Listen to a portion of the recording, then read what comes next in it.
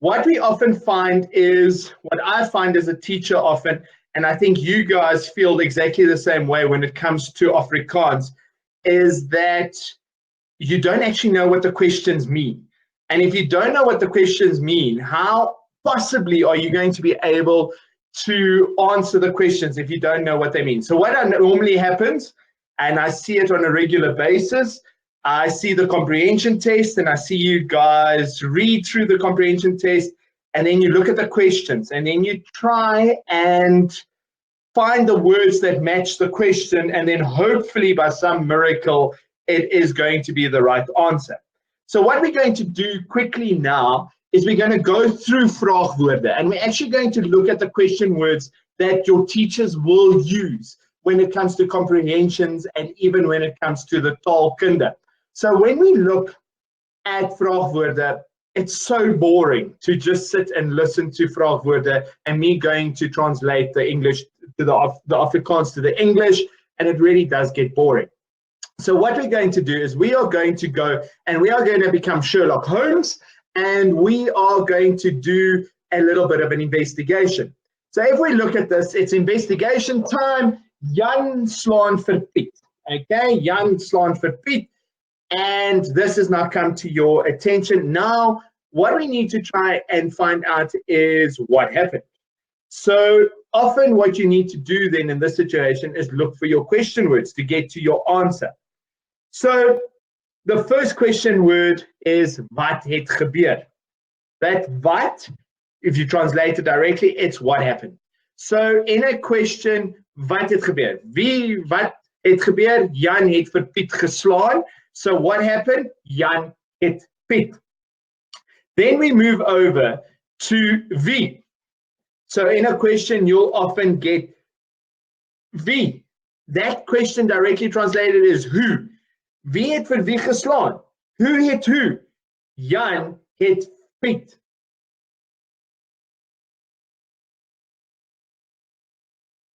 Guys, just confirm again. Volume is on and you guys can hear. I just have a request. Somebody can't hear me, and I just want to make sure you guys can still hear me. Okay, fantastic. Thank you, Lauren. All right. Then what we're looking at is the next one we go to is hoekom. That's often a difficult thing, is hoekom. Hoekom het Jan hom geslaan? Directly translated, I know it's bad English and I do apologize for this, but if you do directly translated, it actually means how come. Hoekom het Jan hom geslaan? Why, how come did he hit him? All right. Then the next question is who? Who het Jan hom geslaan? How did Jan hit him? Or how did John hit him? Now, guys, often this one can be a little bit difficult because in Afrikaans, as in English, this could be also have two different meanings. How did he hit him? So did he hit him with his fist, or did he hit him with how hard did he hit him? So that you just need to sort of understand when it comes to the question, you just need to realize what type of who the teacher is looking, what the teacher is looking for. So that is quite important. Then waar. Waar het Jan hom geslaan? Okay, where did John hit him? Once again, two different answers. Waar het Jan hom geslaan? Het hy hom in die gesig geslaan of het hy hom op die rugbyveld geslaan? So where did John hit him? Did he hit him in the face or did he hit him on the rugby field? Those, once again, are interchangeable, and you're going to need to sort of just pick up when you read your comprehension or when you do your taalvraag where those things come in. But when we go through Stompie just now, I'll explain that to you.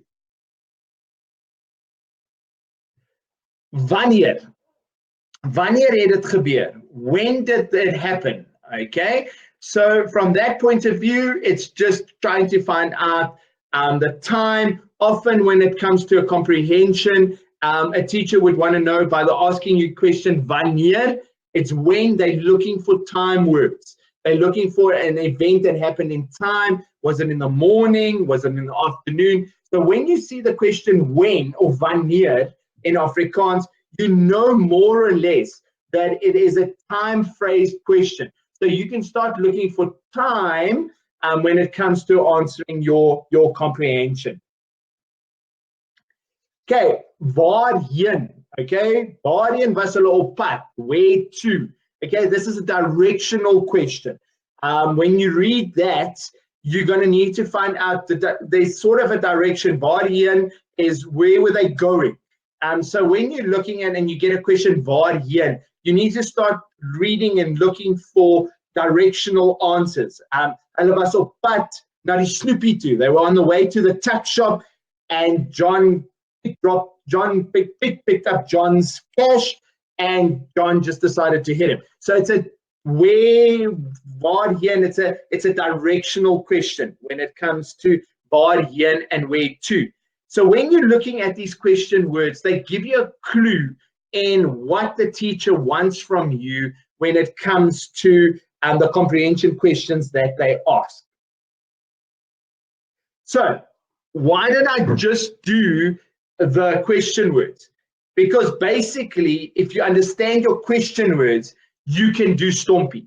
So what we often see is that children get taught STOMPI and it's fantastic, but you actually have no clue. So you just following this methodical method to try and answer STOMPI, yet you actually don't know what is the subject in Afrikaans, what is the time in Afrikaans, what's the object in Afrikaans, what's the manner in Afrikaans, what's the place in Afrikaans, and what's the infinitive. The infinitive generally is the easy one to get because that's the te, and we generally know to shove that at the back, at the end of an Afrikaans sentence. But often what we get, and I'll show you guys a little bit later, often what we find with children that are not Afrikaans speaking children is that they often swap the verb and the subject around, and then the sentence doesn't make sense. So let's go and have a look at STOMPI in a little bit more detail. So we're all used to the word STOMPI, and for those that haven't been taught STOMPI yet, it's basically how to teach your Afrikaans word order, so that you, when you write your sentences, that you write it in exactly the right word order that what your teacher would like you to write. So the first thing we look at is the S in STOMPI, and that's your subject. How do we ascertain generally what the subject in the sentence is? You need to ask yourself the question wie. So wie, if I look at the sentence here, Tandeka speel elke dag haar dromme mooi in haar kamer. Wie speel haar dromme? Tandeka. So the subject, if you ask the question wie, then you're going to get your answer Tandeka, so you know who your subject would be in the sentence. Wie is your, the next one we're looking at is your verb one. Now, I always explain, the best way to explain a verb is in English and in Afrikaans is to say, can I? And in Afrikaans, kan ek. Can I kick? Yes, it's a verb. Kan ek skop? Ja, it's a werkwoord, it's a verb. Kan ek spring? Ja, ek kan spring. So that means spring is my werkwoord, which if translated in English, can I jump? Yes, the jump is a verb. Kan ek son? Can I sun? No. So it cannot be a verb. So often when you try and ascertain what the verb in a sentence is, just ask yourself, when you go through the sentence and you're unsure, just ask yourself the question, can I? And if your answer is yes, then it's generally a verb. Your next one is we're looking at time. So ask yourself the question, wanneer. We previously looked at the vraagwoord, wanneer. That's just find out the time. When is something happening? The answer there is elke dag. So elke dag would be the time word in the sentence. Then wat. What is your object? So we're looking at the sentence again. Tandeka speel elke dag haar dromme mooi in haar kamer. Haar dromme, her drums, is the what in the sentence. So therefore, if you go through the sentence and you ask yourself the question but or what, then you will generally find your object. Manner is how things are done. Okay, so that's why you have to ask yourself the question who. So how is she playing her drums? Is she playing her drums badly and her ears are all bursting and it's horrible? No, she's playing her drums mooi, which means beautifully. So you ask yourself the question, how is she playing her drums? And your answer there is mooi, which gives you your manner. And then when we look at place, you ask yourself the question, waar? Where is she doing it? Waar doen sy dit? Sy doen it in haar kamer. So the answer there is where. So then you've now got your place. So if you go through the subject, so you ask yourself the question, wie, you get your answer, tandeka. Your verb, can I speel? Yes, I can speel. So that is my verb 1. Time, wanneer. When did this take place? Elke dag. So that is my time word. Object, what is she doing? She's playing her drums, haar dromme. Then manner, how is she playing her drums? She's playing her drums beautifully. Where is she playing her drums? She's playing her drums in her classroom, in her bedroom. So you then, by asking these question words, can ascertain when a teacher asks you, put the sentence in the correct word order, you put yourself and you ask yourself, wie, can I, wanneer, wat, hoe, waar? And you can answer those questions. Then you get to put the S, the V, the T, the O, the M, and the P on top of those words, and you put them into a sentence, and you will generally, 99.9%, you will have it correct. The problem is, as you all know, Afrikaans is exactly like English. There are always exceptions to the rules, but very seldom will you find an exception if you ask these questions. Where it can become a little bit more difficult is when it goes into your tenses, so past tense and future tense, when you've got two verbs. And that's when it becomes a little bit more confusing. And that we will deal with in a future webinar when we'll look at the tenses and how that impacts STOMPI. Moving across then to an example. Again, die seun skryf daagliks sy werk netjies in sy boek om te presteer. So for those joining us now that are in the younger grades, that's quite a long sentence. That's more a grade 8, grade 9 sentence. But let's analyze that sentence in the way that by using the question words and see if we can ascertain which is our subject, which is our verb, time, object, manner, place, and infinitive. So my first question I ask is wie. So wie. If I look at that whole sentence, die seun is the wie. So that person, die seun is our subject. Wat kan jy? Wat kan jy? Kan jy daagliks? Nee, ek kan nie daagliks nie. I can't daily. Ek kan nie sy werk. No, I can't do that. Kan ek skryf? Ja, ek kan skryf. So that is my verb. That is my werkwoord. So I know and I can put a V above that. Wanneer gebeur dit? When is this happening? Okay. Wanneer gebeur dit? When is this happening? It happens daagliks, daily. So that means I've got my time word. All right. What is the seun doing? Wat doen hy? Hy doen sy werk. So that is the object. Hoe doen hy sy werk? Hy doen sy werk netjies, which means then we have got manner that we've now got in the sentence. And then waar doen hy dit? Hy doen it in sy book, the place. He does it in his book. And then of course, the nice favorite one that teachers like to put in is to give you the omte, which is your infinitive, but generally you take your omte and you go and put it at the end of the sentence, and you will have that sentence then 100% right, and you will have it in the correct word order. So what are the common mistakes that I've picked up with children when they answer word order for me? Is they generally put the verb in the wrong place. So they immediately see the word STOMPI and they see the S and they see the verb 1. And what you do is you immediately think the verb 1 always has to go behind the subject. And that is wrong. That is wrong. the verb always goes after the first word order. So if I start the sentence with time, then we don't go time, subject, verb one. We go time, verb one, subject.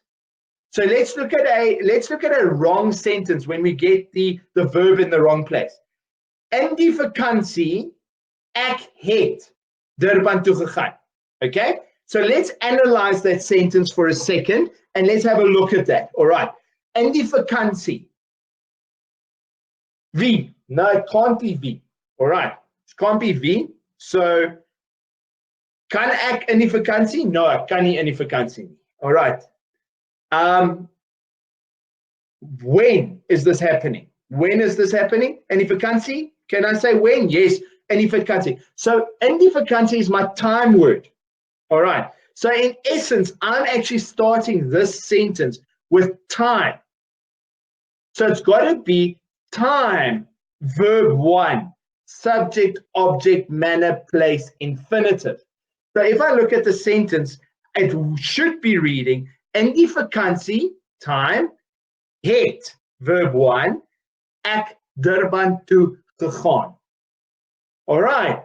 So we can look at that, in die vakansie, time, het, verb one,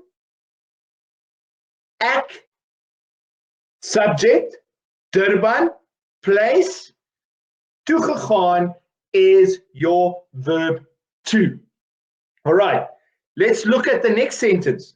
Often we get them also confused. Om 8 uur, my familie het vertrek. Right? What did we do in that sentence once again? We went time, subject, verb, and then we did object, which is in Afrikaans a very wrong sentence. And it doesn't make sense to us when we mark it. So when you put that then in the direct, if you have to put it in the correct Afrikaans, you got to look, om 8 uur, time, all right? My familie, wie, my familie. So that means it's subject. Het, some of you may have dealt with this. Het is a verb in your past tense, and vertrek is to leave, which is also a verb. All right. So it's a past tense sentence. Om 8 uur het my familie vertrek. Starting once again with time, then your verb, then your subject, and then you put your verb to in your past tense sentence. Guys, when you're dealing with Stompie, you got to realize that the Stompie is interchangeable. In Afrikaans, you can start with place. You can start with manner. You can start with object. You can start with time. You can start with the subject. But you have to remember, regardless if you start with manner, place, object, time, subject, it is either, it has to have your first thing being the time, object, manner, place, or subject, then verb. And then you can write the rest of the sentence. So even if I start with manner, then you got to go manner, verb one. Then keep the order exactly the same. Don't change the order around. So it's manner, verb one, subject, time, object, place, verb two, infinitive. All right. So that's more or less, you have to grapple asking yourself those question words. Now you're going to have this webinar available for you when you study. Go back and go and try and memorize those question words. Know what those question words mean, and then apply those question words when it comes to Stompie to ascertain when you're looking at a sentence, even when you're doing your past tense sentences, put your subject, time, object, manner, place, infinitive on top of it, and just write a small s, a small VB1, a small T, OMPI, and you make sure you put that in the order. What is the biggest thing you have to remember? The verb always comes second. The verb can never come third, and the verb can never come first. It always comes second. So put that into your brain, melt it in. Don't know how you do to remember things, but that's one thing you have to remember. In Afrikaans, the verb always comes second in the sentence. Regardless if it starts with the subject, time, object, manner, place, the verb always comes second. All right. So that pretty much is the first section that we're going to be dealing with tonight. I know it could be a little bit of a brain overload and your brain's feeling like it's frying and you're listening to my voice all the time in this PowerPoint presentation. But what you need to realize is the importance of your question words. Because if you don't get your question words right, you're not going to know how to answer the rest of the paper. You're not going to know how to do your comprehension. And you're going to be basically looking for words that in the comprehension that looks the same as what's said in the question, and you're going to try and find the right answer. Go and memorize what your question words mean. If you know what your question words mean, then you're going to know how to answer the sentences. And then you can go, okay, great. Ma'am or sir wants me to find when something happened. Wanneer het het gebeur? I can go look in the passage and go try and find the time or the period when this happened, and I'm able to answer those questions. So I hope that part makes sense.